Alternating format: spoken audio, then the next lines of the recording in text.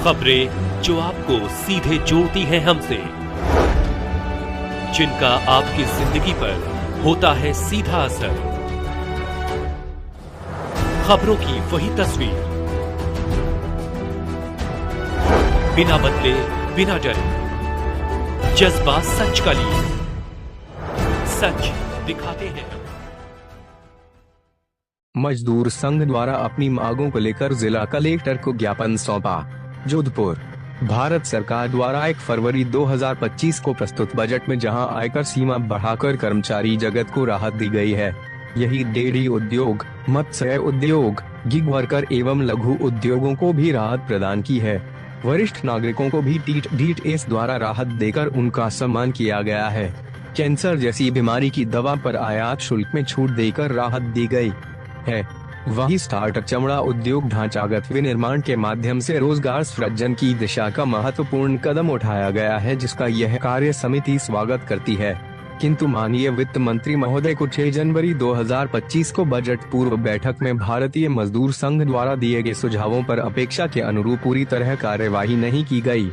कार्य समिति यह अनुभव करती है कि प्रस्तुत बजट से 95 के 75 लाख से अधिक पेंशनर्स को कोई राहत नहीं दी गई, जिससे उनमें घोर निराशा व्याप्त है, क्योंकि इस महंगाई के युग में 1000 रुपए से जीवन निर्वाह करना कल्पनातीत है। स्कीम वर्कर जैसे आंगनवाड़ी, आशा, मिड डे मील के साथ साथ असंगठित जैसे बीड़ी, प्लांटेशन, चाय बागान मजदूर, कृषि मजदूर एवं खनन मजदूरों की भी उपेक्षा की गई है। सरकार ने प्रस्तुत बजट में वर्ष 2030 तक असेट्स मोनेटाइजेशन के माध्यम से 10 लाख करोड़ रुपए जुटाने का लक्ष्य तय किया है। वहीं जीवन बीमा निगम में 100% विदेशी निवेश की अनुमति देकर सार्वजनिक संपत्ति की बिक्री का मार्ग खोलकर जले पर नमक छिड़का है और सरकार का यह कदम आत्मनिर्भर भारत की अवधारणा पर चोट है। अतः भारतीय मजदूर संघ की 158वीं कार्य समिति भारत सरकार से यह मांग करती है 95 की न्यूनतम पेंशन 5000 रुपए तत्काल की जाए व अंतिम तौर पर वेतन का 50% प्लस महंगाई राहत पेंशन का भुगतान किया जाए। EPF की वेतन सीमा 15,000 रुपए से बढ़ाकर 30,000 रुपए और एजिक की वेतन सीमा 21,000 रुपए से बढ़ाकर 42,000 रुपए की जाए। सार्वजनिक संपत्ति की बिक्री पर तत्काल रोक लगाई जाए। बीमा वित्तीय क्षेत्र में 100% विदेशी निवेश पर रोक लगाई जाए। स्कीम वर्कर्स को सरकारी कर्मचारियों के समान वेतन एवं सामाजिक सुरक्षा दी जाए। असंगठित क्षेत्र हेतु पर्याप्त धनराशि उपलब्ध करवाई जाए। भारतीय मजदूर संघ की यह कार्य समिति अपने सभी कार्यकर्ताओं को आह्वान करती है कि उपरोक्त के संबंध में 1 मार्च से 10 मार्च तक व्यापक जन जागरण किया जाए। कार्य समिति सरकार को चेतावनी देती है कि बजट में उपरोक्त के संबंध में संशोधन कर पारित किया जाए, अन्यथा दिनांक 18 मार्च 2025 को जिला स्तर धरना प्रदर्शन कर उपायुक्त महोदय के माध्यम से माननीय प्रधानमंत्री जी को ज्ञापन प्रेषित किया। ज्ञापन दिया है आज भारतीय मजदूर संघ संपूर्ण देश के अंदर जिला मुख्यालय पर प्रदर्शन और धरना करके अपनी कुछ मांगों को लेकर भारत सरकार को चेतावनी दे रहा है कि जो EPS की पेंशन है वर्तमान में 1000 रुपया मिल रही है, उसको सरकार द्वारा मिनिमम 5000 रुपए किया जाना चाहिए।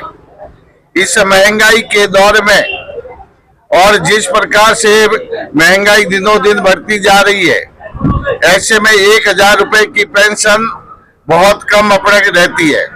लिया जाए अपने इसको 5000 रुपए किया जाए और जो EPS की पेंशन है EPF की, वो पेंशन वर्तमान में अपने 5000 रुपए है से 15,000 रुपए तक मिल रही है, उसको मिनिमम 30,000 रुपए किया जाना चाहिए।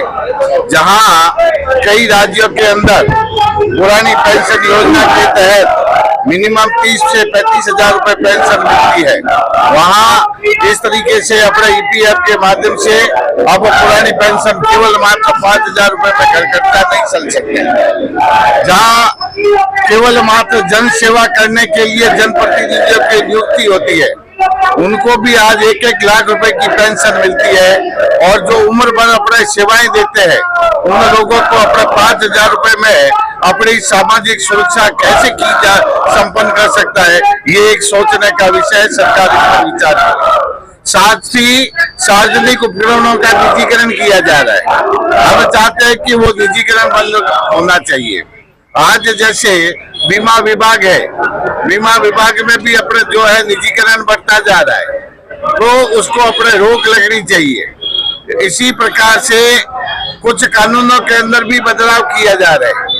श्रम विभाग के कानूनों में बदलाव किया जा रहा है, जहां श्रमिकों के साथ में कुठाराघात होगा और उनके साथ में शोषण होगा।